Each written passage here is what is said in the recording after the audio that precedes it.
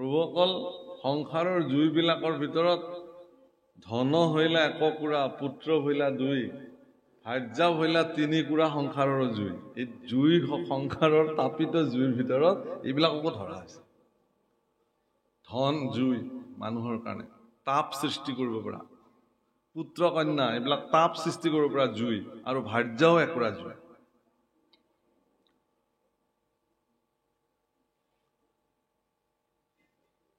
গোবিন্দ মিশ্ৰ সেইকাৰণে অৰ্জুনক কোৱাৰ চলেৰে গীতাৰ মাহাত্ম্যত খুব ধুনীয়া অনুবাদ কৰিছে। কি বুলি কৈছে? যে বানৰক যেন নৰ্তকে নচাৱে, স্বামীক নচাৱে ভাৰ্যা। হে অৰ্জুন, বান্দৰবিলাকক যেনেকে নচুৱাই খেল দেখুৱাবিলাকে, একোগৰাকী ভাৰ্যায়ো স্বামীক তেনেকে নচুৱাব পাৰে।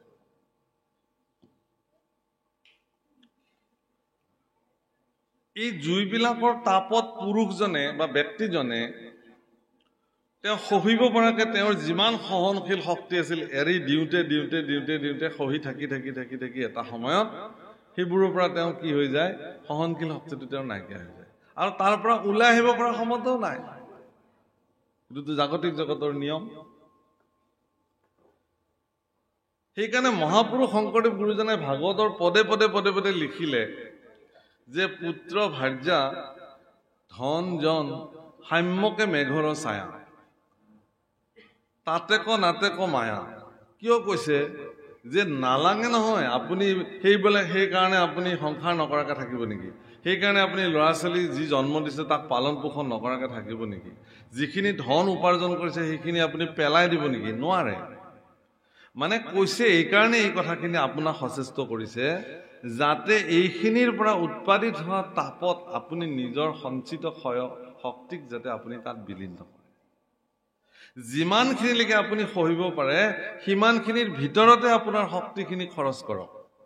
অৰ্থাৎ আমি ধন উপাৰ্জন কৰিবৰ কাৰণে যি ধৰণে 24 ঘণ্টা তন মন আমি বিলাকে খৰচ কৰিব পাৰোঁ, ঈশ্বৰ সাধনাৰ কাৰণে আমি নকৰোঁ। পুত্ৰ কন্যাক সামৰ্থ্যৱান কৰি তুলিবৰ কাৰণে যিমানখিনি অহোপুৰুষাৰ্থ আমাৰ জীৱনত আমি কৰোঁ, ঈশ্বৰ সাধনাৰ কাৰণে, নাম সাধনাৰ কাৰণে সিমানখিনি অহোপুৰুষাৰ্থ আমাৰ জীৱনত আমি নকৰোঁ। ভাৰ্যাগৰাকীক সুখত ৰাখিবৰ কাৰণে যিমানখিনি অহোপুৰুষাৰ্থ এগৰাকী পুৰুষে কৰে সিমানখিনি অহোপুৰুষাৰ্থ ঈশ্বৰ সাধনাৰ কাৰণে কোনো পুৰুষে নকৰে। যদি কৰে তেওঁতো মহাপুৰুষ হৈ যাব।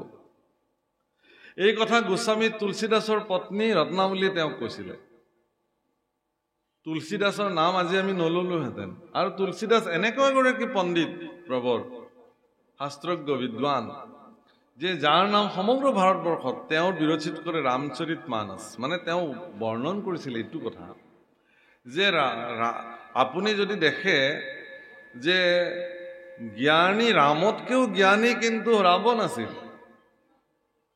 ধনী ব্যক্তি ৰামতকেও ধনী ব্যক্তি ৰাৱণ আছিল, শক্তিশালী আৰু সামৰ্থ্যৱান ৰামতকেও ৰাৱণ বেছি আছিল, কিন্তু তাৰ পিছতো ৰামৰ হাতত কিন্তু ৰাৱণ নিহত হৈছিল। ইয়াৰ কাৰণটো কি? যে ইমানবিলাক শক্তি ধন জন সামৰ্থ্যৰ দ্বাৰা সামৰ্থ্যৱান হোৱাৰ পিছতো ৰাৱণে কিন্তু কামনা আৰু অহংকাৰৰ পৰিণতিত নিজৰ তিল তিল স্খলনক তেওঁ ৰোধ কৰিব পৰা নাছিল। শক্তিবন্ত পুৰুষসকলে কেতিয়াও নিজৰ শক্তি আৰু সামৰ্থ্যৰ ওপৰত কেতিয়াও হেৰি নকৰে, মানে তাক স্খলন নকৰে। ৰামচন্দ্ৰইটো ইচ্ছা কৰিলে একেপাত সৰুতে ৰাৱণক নিধন কৰিব পাৰিলেহেঁতেন, নাই কৰা।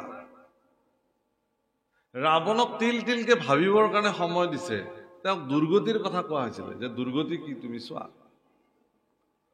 সেই বাপসকল সকলো শক্তি আৰু সামৰ্থ্যৰে সামৰ্থ্যৱান হোৱাৰ পিছতো যদি ঐশ্বৰিক শক্তি আধ্যাত্মিক শক্তিৰে এজন ব্যক্তি সামৰ্থ্যৱান নহয়, তেতিয়াহ'লে তেওঁৰ জীৱনত প্ৰাপ্ত হোৱা সেই সামৰ্থ্যৰে তেওঁ কেতিয়াও সফল মনুষ্য জীৱন যাপন কৰিব নোৱাৰে।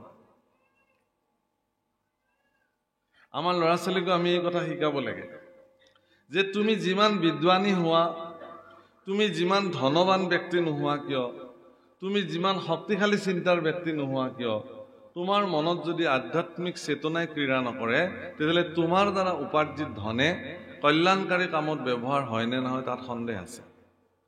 তোমাৰ শৰীৰত অৰ্জিত শক্তিয়ে ভাল কামত ব্যৱহাৰ হ'বনে নাই তাৰ কাৰণে আপোনালোকে এইকেইটা দিনতে খুব এটা ডাঙৰ বাতৰি এটা মানে হেৰি হৈ আছে ছ'চিয়েল মিডিয়াত, যে এজন IIT মুম্বাইৰ পৰা এৰস্পেচ ইঞ্জিনিয়াৰিং কৰা এজন ব্যক্তিয়ে কুম্ভ মেলাত আহিছে।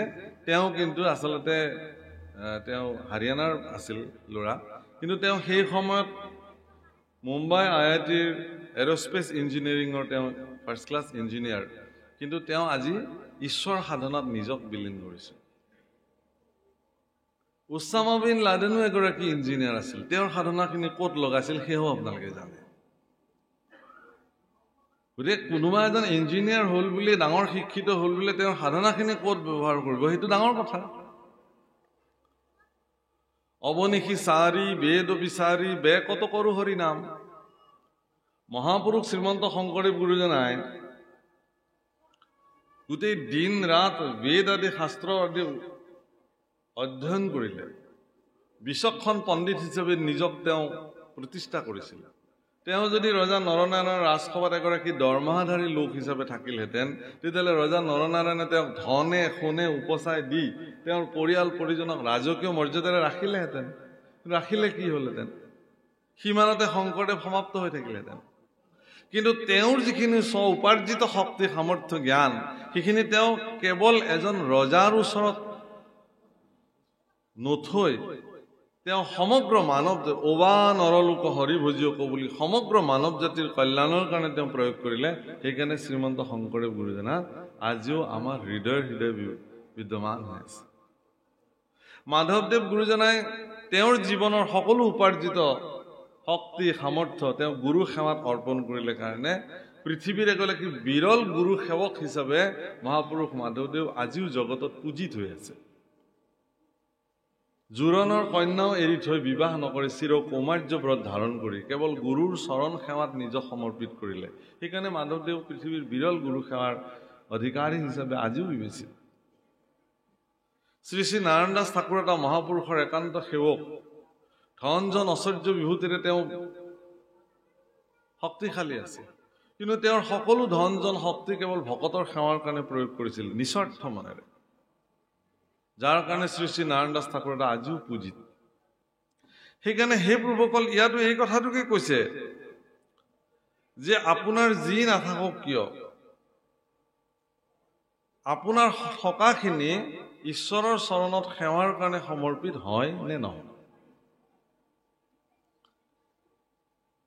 গতিকে তোমাৰ চৰণ ছত্ৰৰ সেৱা তাপ, সংসাৰৰ যি তাপ, মানে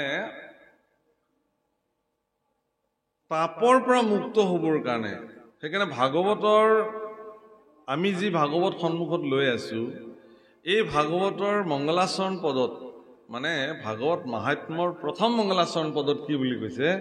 সচ্চিদানন্দ ৰূপায় বিশ্বৎপত্যাদি হেতুবে তাপত্ৰয় বিনাশায় শ্ৰীকৃষ্ণায় বয়মে। তাপত্ৰয় বিনাশায়, তিনি তাপক তুমি বিনাশ কৰা, এই তাপৰ পৰা মুক্ত কৰিব পাৰে। সেইকাৰণে কৈছে যে চৰণ ছত্ৰৰ ছায়া সেৱৈ যিটো সিটো এৰাই ইটো তাপ। ভগৱানৰ চৰণ ছত্ৰৰ ছায়াৰ সেৱা যিজনে কৰিলে তেওঁ এই সংসাৰৰ তাপৰ পৰা নিজকে মুক্ত হ'ব পাৰে। হীৰা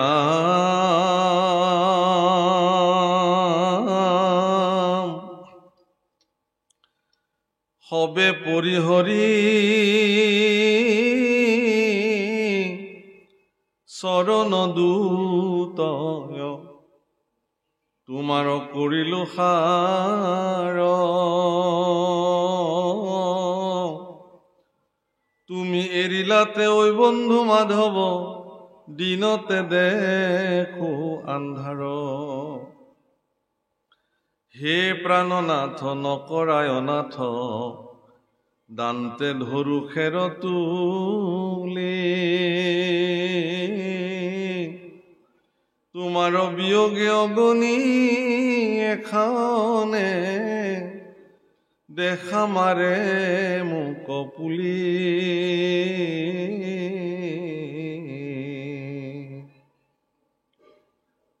আৰ এহি বুলি সন্ত উদ্ধৱ মহন্ত আতি প্ৰেম অনুৰাগে অনেক কাতৰ কৰিয়া কান্দন্ত পৰিয়া কৃষ্ণ ৰৱাগে। এহি বুলি সন্ত উদ্ধৱ মহন্ত, উদ্ধৱক মহন্ত বুলি কৈছে, সন্ত বুলি কৈছে। সন্তটো আপোনালোক প্ৰভুসকল, সন্ত আপোনাক হ'ব, কাৰণ ঈশ্বৰ চিন্তাক নিজক সমৰ্পিত কৰিব পৰা জনকে সন্ত বুলিছে, সাধু বুলিছে, মহন্ত বুলিছে। উদ্ধৱ তেনেকুৱা এগৰাকী মহন্ত যিজনে কৃষ্ণ সেৱা ব্যতিৰেকে তেওঁৰ জীৱনত অন্য কোনো সেৱাক তেওঁ প্ৰাধান্য দিয়া নাই। সেই সময়ত উদ্ধৱো এগৰাকী শিক্ষিত ব্যক্তি হিচাপে তেওঁ কংসৰ ওচৰত গৈও ৰাজকাৰ্য চম্ভালিব পাৰিলেহেঁতেন, ৰাজকীয় মৰ্যাদাৰে জীৱন অতিবাহিত কৰিব পাৰিলেহেঁতেন, কিন্তু তেওঁ নকৰিলে। মহাভাৰতীয় যুগলৈ যদি আপুনি যায় দেখিব যে এগৰাকী অতি বিদ্বান লোক, অতি পণ্ডিত, যাৰ নাম মহামতী বিদুৰ, কিন্তু তেওঁ বাধ্যত পৰি চৰকাৰী পদবীত তেওঁ নিযুক্ত হৈ থাকিল যদিও তেওঁ কিন্তু চৰকাৰী কোনো ধৰণৰ সুবিধা তেওঁৰ জীৱনত তেওঁ গ্ৰহণ নকৰিলে। সন্তবিলাকৰ এইটো বিশিষ্টতা। কোনো ধৰণৰ দৰমহা নললে, অবৈতনিক আছিল। তেওঁ প্ৰধানমন্ত্ৰী আছিল হস্তিনাপুৰত, চক্ৰৱৰ্তী ৰজা। প্ৰভুসকল মনত ৰাখিব, চক্ৰৱৰ্তী ৰজা মহাৰাজ ধৃতৰাষ্ট্ৰৰ তেওঁ প্ৰধানমন্ত্ৰী আছিল। অখণ্ড ভাৰতবৰ্ষ, আজিৰ দৰে অকণমান ভাৰতবৰ্ষ নহয়, সমগ্ৰ জম্বুদ্বীপ অখণ্ড ভাৰতবৰ্ষ, য'ত হস্তিনাপুৰ ৰাজধানী, তাৰ পৰা সমগ্ৰ পৃথিৱী তেওঁলোকে পৰিচালন কৰিছিল। এনেকি তেওঁৰ পত্নী গান্ধাৰীৰ গান্ধাৰ ৰাজ্যও তেওঁৰ অধীনত আছিলে। গান্ধাৰ ক'ত আছিল? আজিৰ কান্দাহাৰ, একদম আৰৱলৈকে, সেই ভূমি পৰ্যন্ত ধৃতৰাষ্ট্ৰই নিজৰ শাসনত ৰাখিছিলে। তেনেকুৱা এগৰাকী প্ৰভাৱশালী ৰজাৰ প্ৰধানমন্ত্ৰীৰ দায়িত্বত থকা বিদুৰে কোনো ধৰণৰ চৰকাৰী সা সুবিধা, কোনো ধৰণৰ ঘৰ, ধন টকা পইচা মৰ্যাদা কোনো গ্ৰহণ কৰা নাছিল। তেনেকে আছে। যিদিনাখন ভগৱান শান্তি দূত হিচাপে হস্তিনাপুৰলৈকে আহিছিল যুধিষ্ঠিৰৰ কথা মতে, সেইদিনাখন ভগৱান কৃষ্ণক, দ্বাৰকাধীশ ভগৱান কৃষ্ণক হস্তিনাপুৰৰ সিংহ দ্বাৰৰ পৰা আদৰি অনা হৈছিল। আৰু দুৰ্যোধন দুঃশাসনৰ নিৰ্দেশত অত্যন্ত বিলাসবহুল কক্ষ নিৰ্মাণ কৰিছিল, য'ত ভগৱান দ্বাৰকাধীশ থাকিব। কৃষ্ণ দ্বাৰিকাৰ পৰম শক্তিশালী এগৰাকী পুৰুষ, তেওঁ আহিব, তেওঁ থাকিব। সেইকাৰণে তেওঁৰ কাৰণে এইকাৰণেই এইটো দিছিলে যে দ্বাৰিকাখন এনেকুৱা এখন ৰাজ্য ভগৱানে নিৰ্মাণ কৰিছিল, কোনো ৰজাৰ অধীনত তেওঁলোক নাছিল, আৰু তাত ৰজাও নাছিল। তেওঁ নিজেই দ্বাৰকাখন পৰিচালনা কৰিছিল। সাগৰক কওঁতে সাগৰে বুকু পৃষ্ঠ উঠাই দিছিলে, আৰু তাতে তেওঁ ৰাজ্যখন নিৰ্মাণ কৰি তেওঁৰ পৰিয়াল পৰিজন সৈন্য সামন্ত নাৰায়ণী খানালৈ তাত তেওঁ নিবাস কৰিছিল। ধন জন ঐশ্বৰ্য বিভূতিৰে ভৰপূৰ আছিল দ্বাৰকা। সুখ সমৃদ্ধিৰ কোনো পৰিভাষা নাছিল তাত, কেৱল সুখ আৰু সুখ, সমৃদ্ধি আৰু সমৃদ্ধি, ধন টকা পইচাৰে বিধৌত আছিল দ্বাৰকা। সেইকাৰণে দ্বাৰকাধীশ ভগৱান কৃষ্ণক ৰাখিবৰ কাৰণে হস্তিনাপুৰত এনেকুৱা ব্যৱস্থা কৰা হৈছিল, সেই ব্যৱস্থাত অত্যন্ত বিলাসবহুল ব্যৱস্থা ভগৱান কৃষ্ণৰ কাৰণে কৰা হৈছিল। কিন্তু এনে বিলাসবহুল ব্যৱস্থাক পৰিত্যাগ কৰি ভগৱান কৃষ্ণই বিদুৰৰ ঘৰত নৈশ যাপন কৰিবৰ কাৰণে সিদ্ধান্ত লৈছে। অথচ বিদুৰে কৈছে যে মই তোমাৰ ঘৰলৈ যাম। বিদুৰে মুখেৰে না কৰিবৰ কাৰণে কোনো ধৰণৰ সুযোগ নাপালে। ভগৱানে মোৰ তাতে থাকিম বুলি কৈছে, হ'ব, লৈ গুচি আহিলে।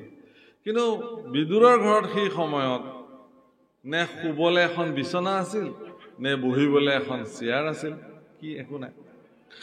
খাবলৈ কিবা অন্ন পৰমান্ন ফল দ্ৰব্য একো নাছিল। তথাপি ভগৱানক তেওঁ ঘৰলৈ লৈ আহিছে।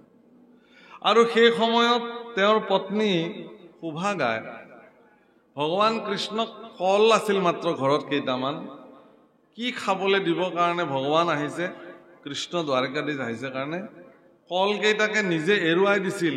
আৰু আবেগ বিভল্ল হৈ ভগৱানৰ শ্ৰীমুখ দৰ্শন কৰি থাকোঁতে বাকলিখিনি ভগৱানক দি দিলে আৰু নিজে কলকেইটা খাই থাকিলে। আৰু ভগৱান কৃষ্ণই পৰম তৃপ্তিৰে সেই বাকলিবিলাক এনেকে চুবাই চুবাই খাইছিল। এই দৃশ্য দেখি বিদুৰে চকু পানীত টুকি টুকি বাৰে বাৰে বাধা দিবলৈ যায়, আৰু ভগৱান কৃষ্ণই বিদুৰক বাধা দিয়ে। না, মোৰ ভক্তই ইমান স্নেহপূৰ্বক যে দিছে, এই বাকলিকেইটাই পৰম অমৃত হৈ গৈছে। এনেকুৱা অমৃত মোক লক্ষ্মীও আজিলৈকে মোক বৈকুণ্ঠত আজিলৈকে দিব পৰা নাই। এই বাক্য ভগৱানে স্বীকাৰ কৰিছে। নিজ জাতিত জন্মগ্ৰহণ কৰা সুবৰী আয়ে যিকেইটা বগৰী কামুৰি কামুৰি থৈ দিছিল আধা খাই খাই, ভগৱান শ্ৰী ৰামচন্দ্ৰ অযোধ্যাপতি দশৰথৰ জ্যেষ্ঠ পুত্ৰ যুৱৰাজ শ্ৰী ৰামচন্দ্ৰই পৰম তৃপ্তিৰে তাক ভক্ষণ কৰিছে। তাকে দেখি লক্ষ্মণে সুবৰীক কৈছিল, আই তুমিনো জুঠা ফলখিনিহে দাদালে থব পাৰিলানে?